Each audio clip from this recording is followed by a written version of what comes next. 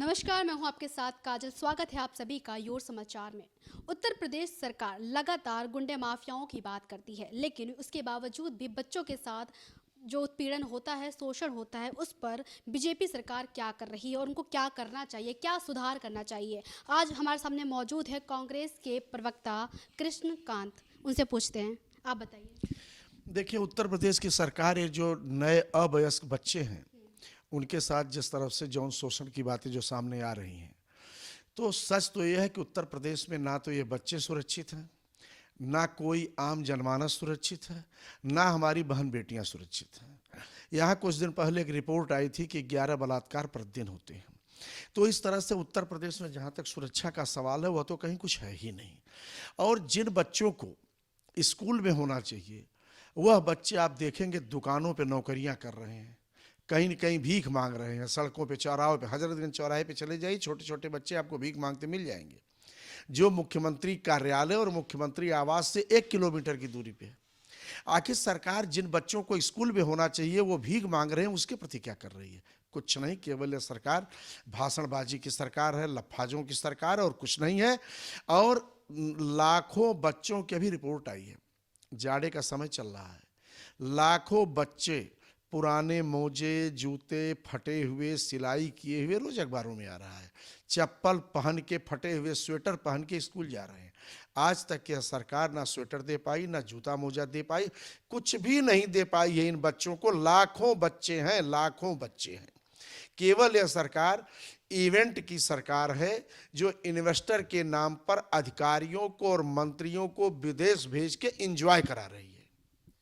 Sir, जैसे कि मैं कांग्रेस की बात करूं, कांग्रेस जो है कड़ी मशक्कत कर रही है लोकसभा चुनाव के लिए। राहुल गांधी जी जो हैं यात्राएं कर रहे हैं, भारत जोड़ो यात्रा उनका काफ़ी सफल माना जा रहा है। तो आपको क्या लगता है कि लोकसभा चुनाव में जो राहुल गांधी द्वारा ये यात्राएं की जा रही हैं, उसका रिजल्ट देखने को मिलेगा लोकसभा चुनाव में? देखिए, उत्तर प्रदेश में भी भारत जोड़ो यात्रा के समर्थन में हमारे 6 जोन हैं। 6 जोन के प्रांतीय अध्यक्षों द्वारा यह यात्रा निकाली जा रही है, जिसमें जगह जगह पे हमारे प्रदेश अध्यक्ष जी शामिल हो रहे हैं और हमारे राष्ट्रीय सचिव शामिल हो रहे हैं। 75 जिलों में उत्तर प्रदेश के हमारी यह यात्रा निकल रही है, आज भी तमाम जिलों में चल रही है। और भारत जोड़ो यात्रा यह एक मील का पत्थर साबित होगा। यह 2024 में परिवर्तन का, जिस तरह के जनमानस जुट रहे हैं, जिस तरह से लोगों का समर्थन हर वर्ग हर तरह का मिल रहा है, यह 2024 के परिवर्तन का संकेत है। और 2024 में निश्चित रूप से बड़े दावे के साथ आपसे कह रहा हूं कि इस देश में कांग्रेस के नेतृत्व में सरकार बनेगी और एक खुशहाली का माहौल पूरे देश में व्याप्त होगा। यदि कांग्रेस नहीं बन पाई तो क्या होगा? कांग्रेस नहीं बन पाई तो हम पॉजिटिव विचारधारा के व्यक्ति हैं, न बन पाई ऐसा हो ही नहीं सकता। जिस तरह से लाखों लाख की भीड़, 8वां राज्य है राजस्थान, इसके बाद फिर दिल्ली है, हरियाणा है, उत्तर प्रदेश है, 14 राज्य हैं जहां पे हमारी ये यात्रा जारी है, 12 राज्य, 2 केंद्र शासित। जिस तरह का समर्थन मिल रहा है, निश्चित रूप से 2024 में कांग्रेस के नेतृत्व में इस देश में सरकार बनने जा रही है। सर, यदि बात की जाए हिमाचल प्रदेश की विधानसभा चुनाव की, तो आपने देखा किस तरह से बीजेपी भी लगी हुई थी, यहाँ तक कि जेपी नड्डा भी वहीं के निवासी है, फिर भी वो जीत नहीं पाए। उन्होंने बहुत रैलियां निकाली, लेकिन कांग्रेस ने ऐसा क्या अलग किया जिसकी वजह से कांग्रेस की सरकार बनी और बीजेपी नहीं कर पाई? वो हम जनता के मुद्दे उठाते हैं, हमेशा उठाते रहे हैं, ऐसा नहीं है। बहुत जगह हम जनता के मुद्दे उठाए हैं, जहां उत्तर प्रदेश ही रहा, जहां हमारी हार हुई है। लेकिन जनता जब हमारे मुद्दे को समझ जाती है, जनता इनके झूठ और फरेब को जब जान जाती है, तो वहां कांग्रेस की सरकार बनती है। उत्तर प्रदेश जैसे राज्य में जनता एक बार फिर छली गई भारतीय जनता पार्टी के द्वारा, इनके झूठ के द्वारा, इनके फरेब के द्वारा। और जिन हिमाचल की जनता ने अच्छी तरह से हमारे मुद्दों को समझा, जनता के हितों को लेकर हम लड़ाई लड़ते हैं और यह लड़ाई हम लड़ते रहेंगे। आने वाले दिन में हिमाचल तो अभी शुरुआत है, पूरे देश में कांग्रेस की सरकार बनेगी। अगले साल 9 राज्यों में चुनाव है और मैं दावे, जहां 2 राज्य हमारे हैं, 7 राज्य अन्य के हैं, 9 राज्यों में कांग्रेस की सरकार बनने जा रही है। इसके बाद लोकसभा में हम भारी बहुमत से आने जा रहे हैं। जैसे कि आपने मुद्दों की बात की, तो हिमाचल प्रदेश में आप लोगों के मुद्दे ऐसे क्या थे जो बीजेपी के नहीं रहे? मुद्दे बताइए। हमारे तमाम मुद्दे थे, चाहे ओल्ड पेंशन स्कीम जो बड़ा ही महत्वपूर्ण मुद्दा था, जो 2004 से समाप्त हो गया है।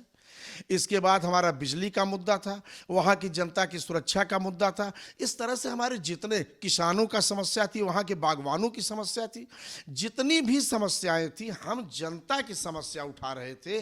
और यह लोग सरकार में जो लूटपाट 5 साल किए थे, उसके खिलाफ हम लड़ाई लड़ रहे थे, जिसमें जनता ने हमें आशीर्वाद दिया, हम सफल हुए। सर बीजेपी की इसमें कमी क्या रह गई यह तो बीजेपी वाले बताएंगे ना। बीजेपी की तो हर जगह ही आपके हिसाब से? नहीं, बीजेपी की तो हर जगह ही कमी है।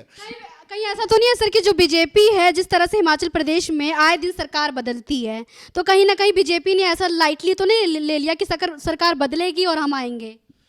बीजेपी अगर लाइटली लेती तो लास्ट के 4 दिनों में प्रधानमंत्री की ताबड़तोड़ रैलियां और हिमाचल का दौरा यह साबित करता है कि उन्होंने कहीं हल्के में हिमाचल को नहीं लिया। यानी कि आप कह सकते हैं कि ओवर कॉन्फिडेंट था उनका। कहीं कुछ नहीं था। हिमाचल की बुद्धिमान समझदार जनता ने श्री नरेंद्र मोदी और भारतीय जनता पार्टी को पूरी तरह नकार दिया।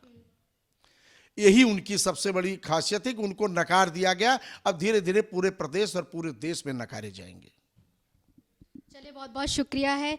जिस तरह से कांग्रेस जो है, भारत जोड़ो यात्रा जो लगातार राहुल गांधी द्वारा जो किया जा रहा है, कहीं ना कहीं वो लोकसभा चुनाव जो आने वाले हैं, वो कहीं ना कहीं से वो जवाब है अन्य पार्टियों को कि किस तरह से लोकसभा चुनाव में कहीं ना कहीं कांग्रेस अपनी सत्ता बना सकती है, क्योंकि कांग्रेस भी इस वक्त जोरों शोरों में चल रही है और हमारे देश के अगले प्रधानमंत्री के तौर पर राहुल गांधी का चेहरा जो है सामने आ सकता है। ये दावा है कांग्रेस के प्रवक्ता का।